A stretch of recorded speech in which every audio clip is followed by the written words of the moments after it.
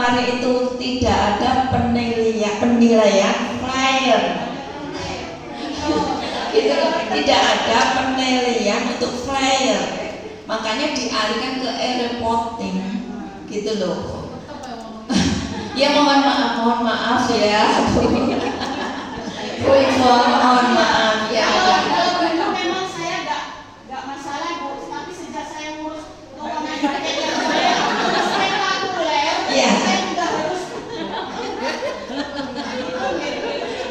Ya, saya sendiri juga gitu. Kok ini kok banyak flyer saya sendiri, tapi saya diam saja. Kok banyak flyer nanti biar Bu Adi dan tegaskan lagi untuk tidak mengupload flyer ini sekarang. Kalau buat pengumuman info news, dicaplok. Kalau kita ngepin, ya yang biasa tahu itu pin ini.